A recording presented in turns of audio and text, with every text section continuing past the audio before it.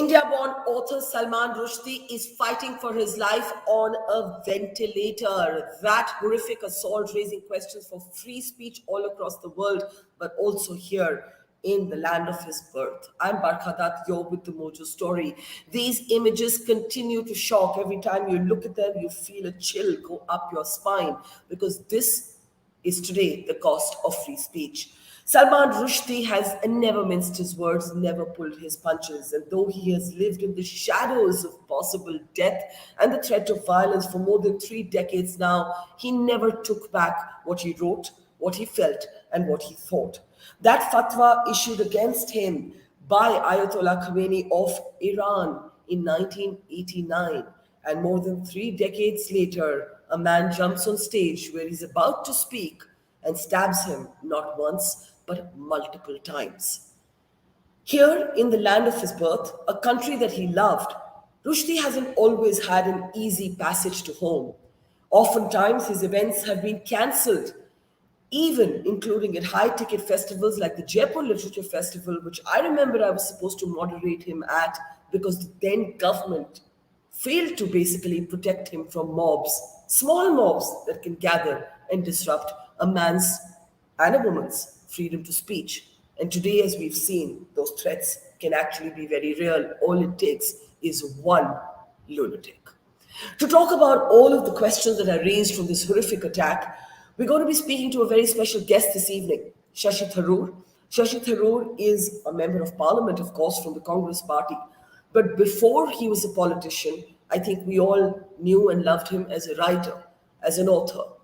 And today he was among the rare, and in fact, I'm racking my brain to think of too many other political figures who spoke up. He was among the rare public figures in India to take a position and say what happened to Rushdie was horrifying.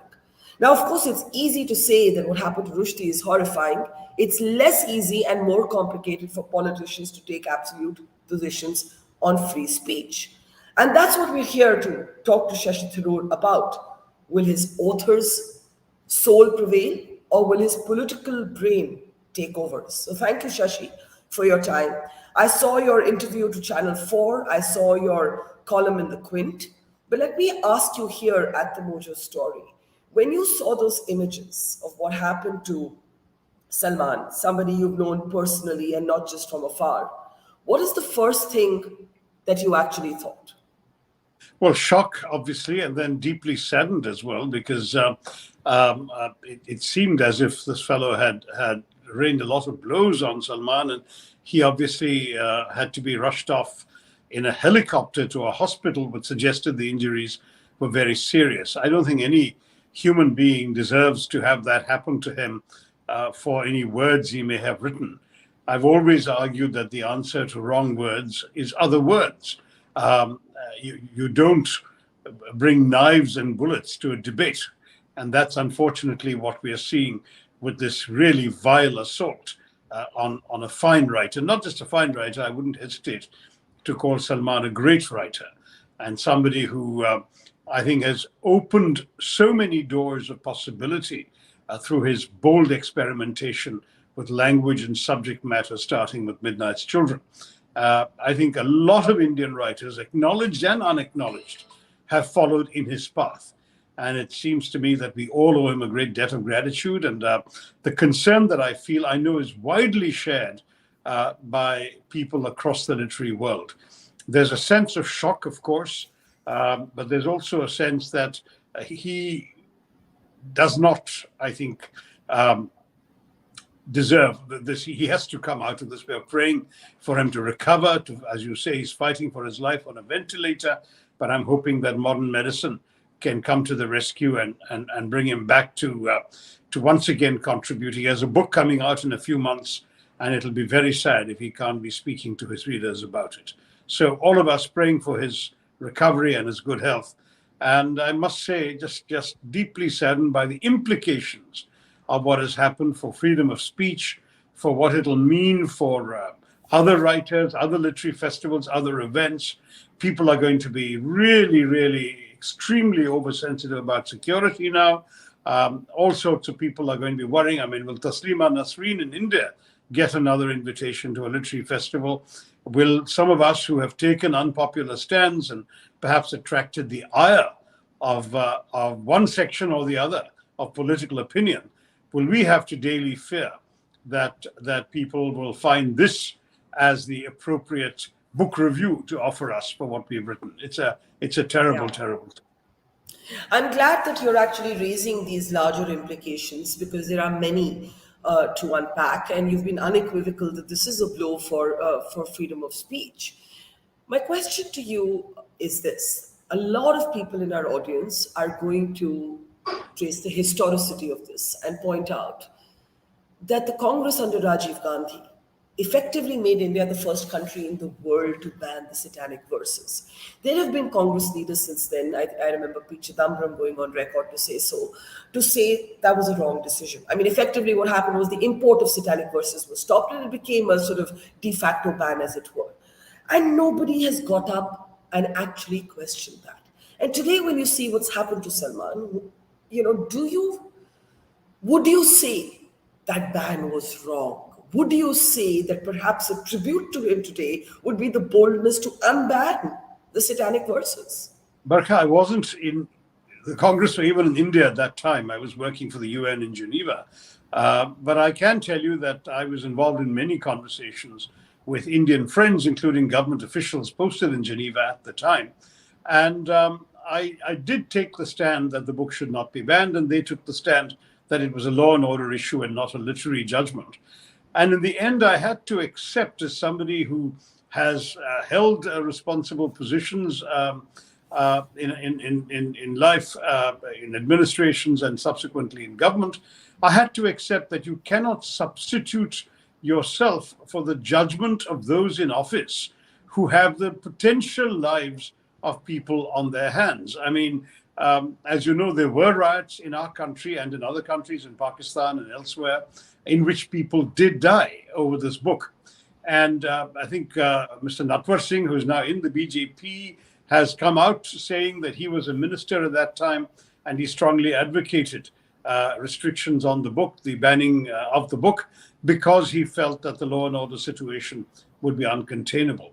And these are judgments governments have to make. I'm not a believer in unconditional freedom of speech, in the sense that I do believe freedom of speech has to respect both political and cultural realities in the country where it is being exercised. There are some things you can say in Denmark that you can't say in the Muslim world, as we've discovered just a few years ago. There are some things you can do on a beach in the south of France or in Brazil that you can't do on a beach in Goa or the south of India. So the fact is, cultural specificities are part of the reality of human existence, and that applies across the board, even to freedom of speech. And our country aren't you being contradictory? No, there's no contradiction, because freedom of speech, Barkha, is a value, and values are always applied in specific contexts.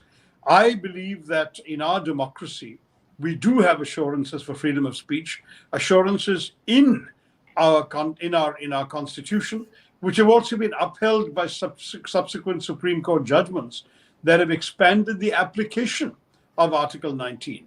But unlike the First Amendment in America, you have in India exceptions to Article 19. So even under the legal constitutional underpinning, there are sadly, or perhaps not sadly, depending on what you think is the right thing, there are restrictions on how far you can go with freedom of speech. Now, where I would object is if the censorship is shall we say, excessive. The Supreme Court, for example, has frequently over the last 75 years struck down decisions by the government banning and restricting certain exhibition of certain films and so on, while at the same time permitting limited exercise of such restrictions, which in, say, Western democracies would have been unthinkable at the same time. They have happened in Western democracies 30, 40 years ago. Today, Western democracies have reached a level of social and cultural evolution that we are perhaps not yet at. There's a famous line about, you wouldn't shout fire in a crowded theater. And the truth is that absolute freedom of speech advocates will say, yes, you can shout fire, and people have to look after themselves.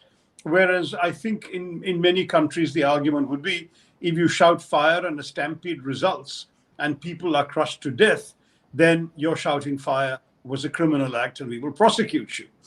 In India, perhaps a better comparison would be lighting a match in a petrol station where there are fumes leaking all over the place.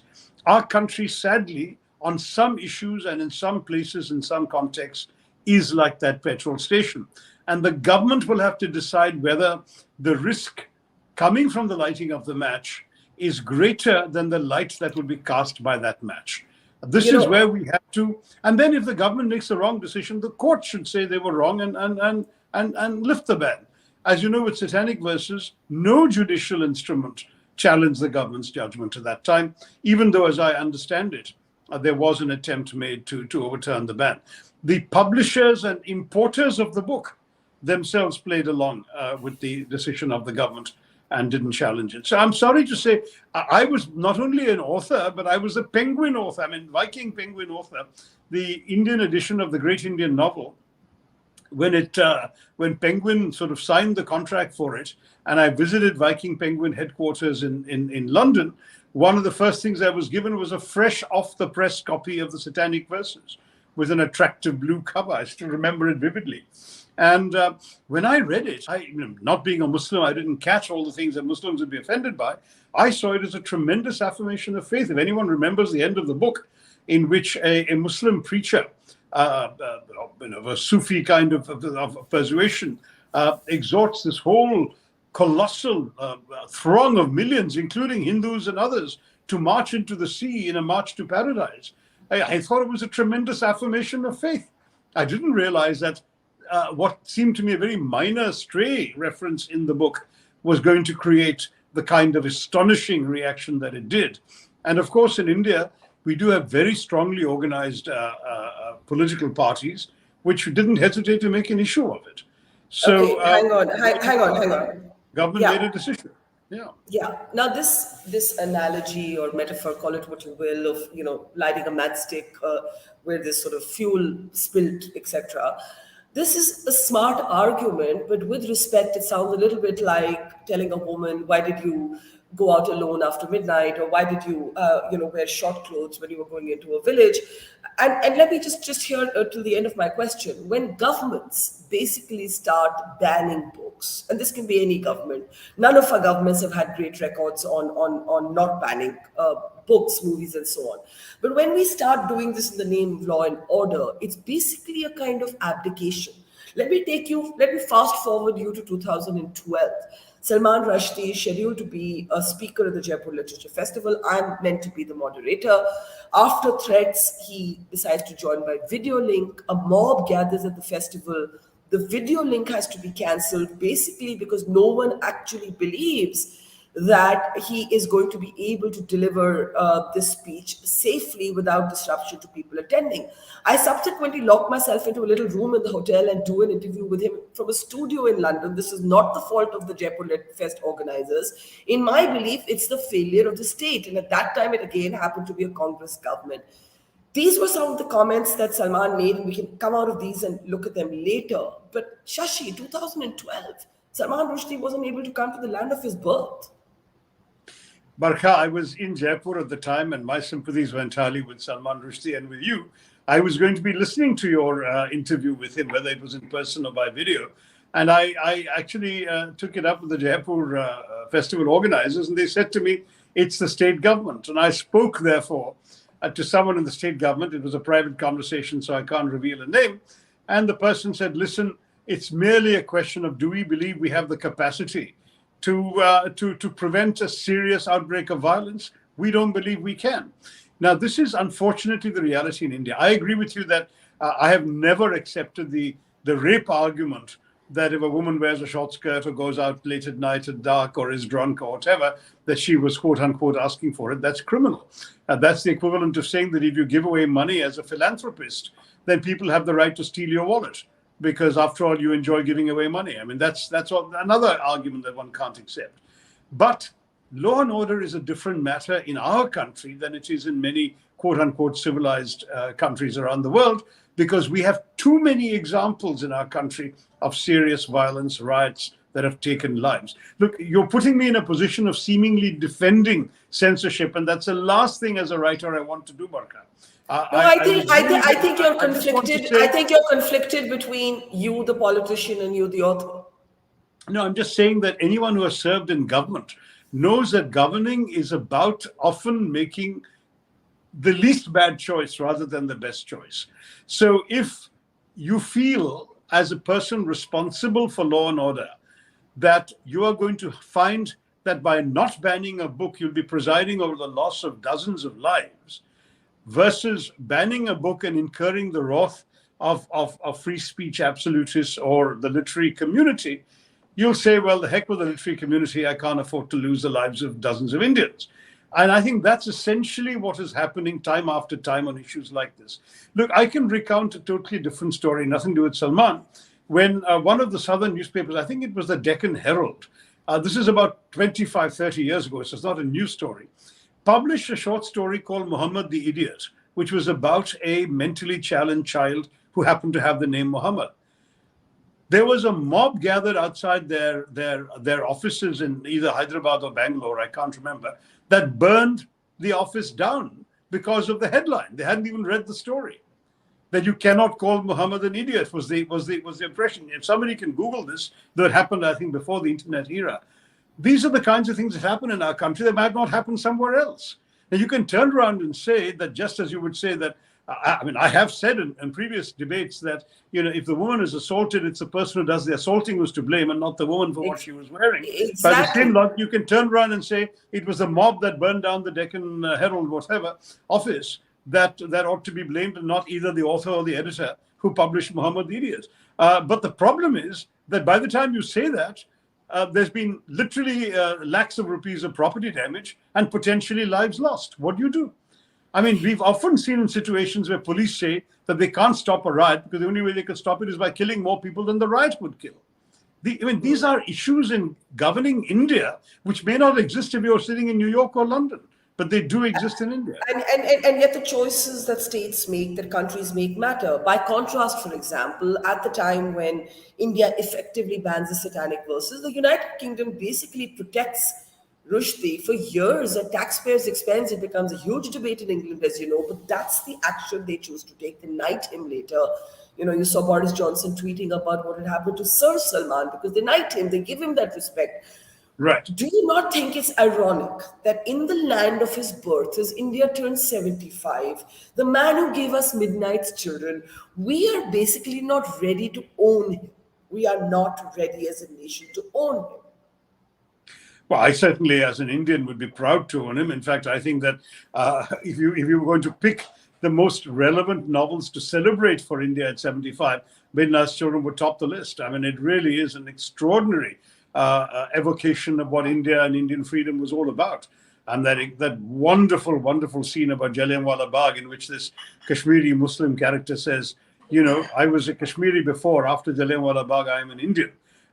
This whole evocation of what made India India was brilliantly done in that novel, and we should be celebrating it at India at 75. I'm very proud to say that as a writer, I'm very happy to doff my hat. I mean, as Evelyn Waugh said at P.G. Woodhouse, I hail him at the head of my profession. But having said all that, you're asking me a practical question to respond to as somebody who might be in government. I would celebrate Midnight's Children one day. I'd award him for his writings, but I might not want to encourage either a book or an event that could result in the loss of innocent Indian lives. Yeah, it's a tightrope, because the more we do this, the more people look over their shoulders, the more they hesitate at the very stage of writing or creating. And then, of course, there's the politics. What has happened after the assault on Rushdie is the by now familiar allegation against your party. And admittedly, you're right in saying that when this book was banned, you were not even in politics, leave alone in the Congress party. But the charge is one made again and again that the Congress does not call out radical Islam, that liberals don't call out radical Islam, that woke lefties do not call out radical Islam, and that what has happened to Rushdie today is a product of it's an Islamist attack. not an Islamic attack, but an Islamist attack. And of course, those two things are different. Yeah, well, that's very clearly the case. I think even before the identity of the assailant was established, and it turns out to be a 24-year-old Muslim who wasn't even born when the original fatwa was issued. Clearly, the sort of horrific fanaticism is transmittable, down the generations, as it were. I said, and I'll repeat it, Barkha, that this man has done a great disservice to the religion he professes, because I think that he's simply going to reinforce the bigots everywhere who identify Islam with violence and intolerance, which is what this action has done. It's very sad that the actions of some, frankly, stupid and misguided people will actually create now a terrible blot on the image of a I mean, isn't stupid and misguided too mild? I mean, I beg your pardon? isn't stupid and misguided too mild terminology for Yeah, basically horrific, an criminal, assassination, murderous. an Horrific, assassination criminal, attempt? murderous, you can use all those words. It's absolutely, for me, unacceptable. You can use all those words to condemn the man. But what I'm saying is that he has done a disservice to his faith, to the way his faith is perceived around the world, and he certainly ought to be denounced by more Muslims. And I know that some have denounced him very strongly for what he's done, because he's actually let them down too in the process, in my view. But I understand there are some Muslims opposing him, and I think they've again damaged the way in which their faith is going to be perceived. But on the question of appeasement, let me say again, as I say, I wasn't in government or in politics or in that party at that time. I will say that as an individual, I have consistently been critical of fanaticism, whether both Hindu or Muslim. I know that I get attacked and trolled because I attack some of the extremist Hindutvavadis, but you forget that I've also been attacked for criticizing Muslim extremism time after time. The incident when the hand of the Kerala professor was chopped off, my voice was amongst the first to be heard. I condemned without any equivocation the assault on the poor tailor in Jaipur recently. As soon as it happened, as soon as the news came, I am an equal opportunity objector to violence and fanaticism, whoever happens to have that kind of attitude. And as far as I'm concerned, these are separate issues. That is, intolerance, fanaticism should be condemned. Law and order should be upheld where it is feasible to provide security, to prevent violence against people. We should do that. Though as a writer, I do regret very much that the security preoccupation is going to affect the lives and freedom of writers and speakers and columnists and authors for years to come in many places in the world, including in our country. And I do worry, as I said to you earlier, that the consequences of all of this will be far, far more widespread. But at the moment, as a human being and as a friend, I worry most of all for the life of this one very precious and talented writer, which he's fighting for right now. Okay, in the last couple of minutes, I do want to ask you one political question that many supporters of the BJP and its now suspended spokeswoman Nupur Sharma have drawn somewhat of an equivalence, not because she's a writer and he's a writer, but in the fact that she made comments about Prophet Muhammad on Times Now, and she's now facing a bunch of criminal cases. And of course, what happened in Udaipur, a tailor gets killed basically because he supported her, or his child takes his phone and does a post in support.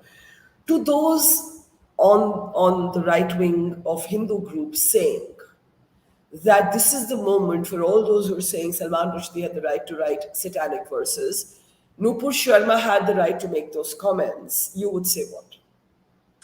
I haven't seen the specific way in which he made the comments on the particular TV show in which he made them. But I would say that the reason I think that the government cracked down very quickly, the ruling party cracked down very quickly on her, was because of the international repercussions of what she said. I think they sort of did not condemn what she said when she said it, but when a few days later, there was a very severe backlash coming from Middle Eastern countries and other Muslim countries, including countries that Mr. Modi had really made a serious effort to strengthen Indian relations with. The government acted very much in pursuit of the national interest, which is what governments do. And it's very much analogous to our government acting in defense of law and order. Governments have to make choices, Barkha, all the time. And I when you ask me to say to speak as an author and not a government official, the fact is, have been a government official, and I know how invidious these choices are. They will make certain decisions that bear in mind the larger national interest. The sort of theoretical arguments about whether one case is comparable to something else, we can have those and have the luxury of having them in our living room or our TV studios. But when you're sitting in government, you have to act very swiftly to contain the damage to your country's relationship with other countries where these things matter. And so I think what the government of India did was absolutely the right thing in quickly disowning these people. There were two of them, not just Nupur Sharma, there was a gentleman as well. And in one case, I believe the person was expelled from the party, the other one was suspended, and the government rushed to contain the damage with its statements and assurances to all these Muslim countries, particularly the ones in the Gulf, where the relationship is extremely important to India. And I frankly would believe that the government did the right thing in repudiating the spokesperson, irrespective of the merit. Just as I think that a government took a decision on the basis of law and order, irrespective of the literary merit. As I said, when I read the book before there was any fuss, I read it literally the week it came off the press. I didn't realize there was anything terribly offensive because. But the problem is, it takes like 10 people at shouting slogans, one man on a stage to basically shut down free speech. Well, it will vary from case to case, context to context, Barkha. And all I'm trying to say is it'll also vary in terms of the government of the day, the situation at the time, and the options available to a government official making these decisions. It's very difficult for us not in government at a particular time to second guess that. And the reason it's difficult for us to second guess it, because we don't have access to all the information and the judgments, including the security judgments, available to the government of the day. In my own impression, very honestly, I think that sometimes governments make wrong decisions. Sometimes governments are unduly influenced by their fears rather than by their confidence in themselves. But I will nonetheless say that in both the cases we've been discussing, the ban on the Satanic Verses in 1989 and the Nupur Sharma episode of 2022, governments made decisions that we who are not in government at the time will simply have to accept, because that's what we elect governments to do, to make the tough calls all the time in the larger perception of the national interest that the ruling party of the government is entitled to have. Well, of course, the ultimate irony is that in a country committed to the First Amendment, where free speech is quite literally sacred, this is what has happened with Salman. And that too, by the way, Barkha, the savage irony is he was there to deliver a talk on freedom of speech and on artistic and creative freedom of speech. So it's particularly ironic that he was killed before he was attacked and deeply hurt before he could even silence, shall we say, before he could say it. Yes. If Salman were to get well, and we hope he gets well, and off that ventilator and back to writing, and you had to pick up the phone and say something to him, what would that one thing be? Well, first of all, I hope to be able to say to him, I'm so glad you're better now, and we were all very worried for you. And second, I would say, look, the admiration that many of us have for your writing is undimmed. In fact, it's only enhanced by the horrors that you've actually had to endure for the sake of your own convictions as a writer and your faith in freedom of speech. I mean, he is a living embodiment of the free speech debate. I think that is what I would say. He literally is the metaphor for the free speech debate globally. Shashi Tharoor, always a pleasure. Thank you so much and take care. Thank you very much, Barkha. All the best. Jai Hind. Thank you. It's great to see you here. Thank you for watching our work. If you haven't subscribed yet, don't forget to click the bell icon and subscribe to Mojo Story and support independent, robust journalism.